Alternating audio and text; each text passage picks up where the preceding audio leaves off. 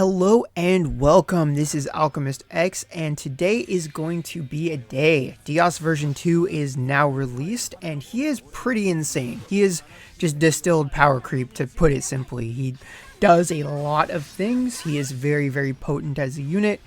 That being said, though, he is very, very expensive. Now, I would consider getting the unit and his first memento to be pretty good value given the context of TAGA pay, but good value is not mutually exclusive from expensive, so you're gonna have to throw down a lot of gems regardless of which path you take as far as going for his second memento or not, because as a version 2 unit he is something of an unprecedented case because he is both a version 2 and a memento unit. So the 20-step banner is going to be a memento banner rather than a unit banner, and that is how you're going to get him. You draw that memento and then get him from the unit. And then aside from that, there is a 9-step for his second memento.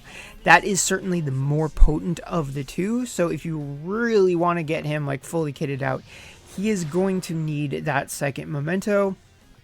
However, there are a lot of elements of his kit, including the buff that he does at the beginning of a battle that comes with a snowball for P attack for your whole party, his leader skill, which affects both light and dark units, the fact that he can soul link with Dios, who is a readily accessible unit, and they're giving away enough shards to fully enlighten him either way. And then even if you haven't done the grind for his job 3, you can just buy them from the shop if you're so inclined, but a lot of people would have already gotten those, so a lot of those elements come together fairly nicely, but it's still a really, really big commitment if you're going to do it. So that's why I thought it was worth going over, one, his kit just in abstract, like he's like a shield breaking, multi-hitting, critting unit that can also do long-term guts. So he's definitely can be a good counter to shielding units and otherwise just destroyer units like Lindrake. I happened to fight somebody who definitely wailed and got their Dios version 2 maxed out, and he was able to just straight up one-shot my Lindrake in one turn, so it's definitely potent as a unit. Now, if you are somebody who is not a whale, I would not expect to get that far right away, of course, but you could definitely start the process now and work towards not only having a singularly powerful unit, but also a more powerful light teams as a result, or just light dark slash teams, P attack scalers, what have you. Definitely a lot of potential and versatility there. So that is my overall sense on him. Next, I'm going to go over some more finer details, kind of show what the mementos do, and then compare with and without that second memento. Then after that, it'll be a very, very quick banner overview, just because it's pretty much Dios or nothing this week. And then finally, after that, I've made the decision that I am going to get him. So I will talk a bit more about why later on, but for now, let's go ahead and take a closer look at Dios version 2's mementos and some of the things that they do. Alright, so let's start up with some miscellaneous things. This is leader skill, the buff that he puts on allies at the beginning of the battle, and the base stats for various gears related to him. Feel free to pause at your leisure. I'm mostly just providing this as a means so you know exactly how potent some of his things are. First memento, I would mostly consider this a base part of his kit because it's a package deal. Definitely the most noteworthy thing on it is the team-wide light and dark kill snowball. That's definitely pretty cool. That's not something that we've really seen before as far as affecting multiple units. So he is definitely a team player. And then the VCR is going to give you some protection against CC. Now, the second memento is where it is going to get crazy, because that is where you're going to see the charge up. You're going to see the other snowball, and then you'll get buff duration +1 on max limit break. So this is your, if you get it, this is your main stat memento, unless you're able to fully memento enlighten it. But overall, this is definitely the main, and the other one would be in the sub. But yeah, it's pretty nuts. If you're going to get Dios version 2, I definitely think that you need to get this memento at some point. It doesn't have to be today because it's a lot of gems just to get him. And then you definitely want to get him and start the soul port process. But put this on your to-do list if you are interested in getting Dios version 2. And then finally, we can take a look at him at his base.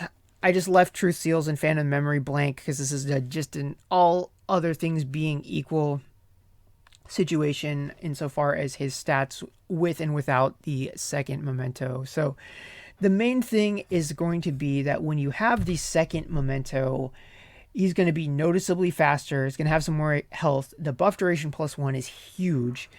And then Jewel Spent Down and counterattack power for when he is in his state where he's boosted and he does the multi-hit counter while he's unkillable. Definitely very, very good. But just keep in mind, super expensive. So with that, let's go ahead and take a look at the banners. And here we are. So as I mentioned before, if you're not interested in Dios version 2, there is really nothing here for you. Aside from the banner for him, and then the banner for his second memento, there's really nothing noteworthy. There's just banners that I don't tend to recommend ever, like the Enlightenment Shards and then Gears. So really, really all or nothing in terms of that. And then the banners themselves are also all or nothing. I would never recommend doing a 20 step unless you're ready to go all the way to step 20, just because there is just no consolation for bad RNG, and RNG is most likely going to be bad. The base chance that they give, you know, assuming this isn't like based on aggregated data, is 0.5%. So that is really, really small. That means more likely than not, you're going to have to go all the way to step 20, and there's really nothing else. No other limited mementos. So unless you're hoping to grab some normal pool mementos that you don't have alongside or need a lot of vision coins, otherwise there's really not much else there. So that makes it just very, very expensive. The only real silver lining here is that TAGA pay is in session. So rather than costing 50k gems to do this, it will cost 40k, assuming that you have the worst possible luck and none of them are full rebates. And then on top of that, you'll get a little bit more off from the gem spent bonus, and thus the real cost of this banner should be a little bit more than 35k gems. And then the second memento banner for him is a lot more straightforward, just 9-step with a selector, but that is really expensive, especially if you were going all the way. But on the plus side here, at least there are some consolations, like getting guaranteed steps on 2 and 5, and then the protagonist mementos overall are pretty good, so there's at least something else there. And then yeah, that is it. Pretty short banner overview, but next we'll go into summoning for Dios version 2, and I'll kind of talk about why I want to do that and just other miscellaneous stuff, and we'll ultimately see how much speeding up I have to do. The answer to that question is 2.5 times speed. I felt like that was the right length. Like the original file for this was over 10 minutes long. I just didn't want to do that. I don't feel like I've got 10 minutes worth of words just related to this. But 2.5 seems like a good spot. Real quick, one thing I forgot to mention when I was talking about the banners that I think is potentially really important is that a duplicate pull, like once you've already got it, it's going to be 100 shards. So for most people that will never matter, but in the event that you in the later stages of the banner do get an early pull, like we're talking 17, 18, 19, 20, or not 20, 17, 18, 19, it may be worthwhile to keep going, because getting 100 shards of a version 2 unit is incredibly valuable, especially the type of like Sacred Stones / protagonist units that start their soul link at level 75. So while you don't get a lot of stats, that can still help you out quite a bit, because you can get some, you know, assuming that the original unit's fully enlightened, you can get a lot of access to features that you wouldn't be able to normally, and you at the bare minimum could make them usable. So that is something to keep in mind while you're going for it. So why did I go for it? I was saving for Ophinius, the dragon antagonist, with thus far my favorite dragon design out of all of them, with Lindrake as a very, very close second.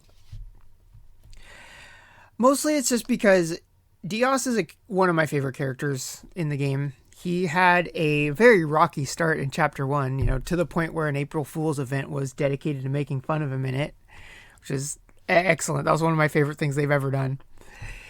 And then he could have just been like that edgelord who like is either goes more and more antagonist like Sasuke, or just maybe gets a little bit less like antagonistic, but just is just kind of there to be edgy and a foil to the main protagonist. But Tagatame did not do that. I've loved ever since chapter 5 when he has his like moment with the Phantom of Zeke and learning to forgive himself, and then becoming more of a straightforward hero in chapter 7. I've been really enjoying chapter 7. I mean, I've only translated small bits and pieces, but it's been kind of cool. It's better than what I maybe would have hoped for. So that's what motivates me to play this game. You know, the characters that I really care about, you know, getting like Andex as maxed out as I can, getting Ignacio, and then, you know, Lindrake ended up being a really pleasant surprise. Matia, just, it's the characters that I really, really enjoy. Like, that's ultimately the most important thing. So here in front of me was an opportunity to have just this really, really awesome version of Dios. And right off of the heels of I just got his job 3, like the original Dios. So the timing was definitely just like perfectly on point. August was really, really long. I was like 200 Veda coins away, not 200, sorry, 2,000 approximately Veda coins away from having the last of the pieces. And then, you know, as soon as the reset happened in Veda reset, I got them. Then I find out the shop has it available for gems, but I'm not sure I would have wanted to spend gems on that anyway. It's just kind of funny that all of that farming and stuff was avoidable. Luckily, I got rid of the most painful farming when they had times 7 drops. So no real worries there. So this has been a pretty painful thing. There was some full rebates here and there, but mostly just a sea of yellows. Got like Kanan's memento. That was kind of cool.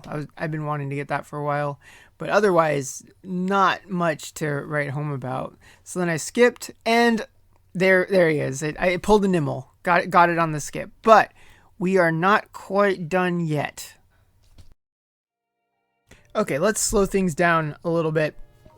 So now that was step 18. So 2 more and I could get another copy. And remember when I said you get 100 on a duplicate? Man, that looks really, really slow after watching it over and over in 2.5 times speed. Good Lord. I'm 5k away from the gem spent bonus. Got a free subsidized one right there. So instead of doing 2 pulls on the second memento banner, like, yeah, I could get really lucky, or I could just get another normal pool memento I don't care about. So I decided I'm just going to guarantee another 100 shards of him. And because for what's, I guess, ultimately ended up costing me not much, thanks to the rebate and then that free TAGA pay pull, that just seemed like the right decision. I'd rather guarantee something incredibly helpful. I can get the level 75 Soul Link like right now, rather than take a shot in the dark at the second memento. So yeah, let's go ahead and see where my Dios is at right now. Okay, so now that all the dust is settled, this is where I'm at. 1 more relief and I'll have the memento max limit broken, and then I can go ahead and start the Soul Link process. Now, this is going to be incomplete, so he won't get nearly as many stats as you would if you were max limit broken, but I think this is a pretty good start. This will at least let me test him out, see how he works as sort of a support unit for his buffs. So yeah, that was definitely a ride. If you are summoning this week, I wish you good luck, and I will see you all next time.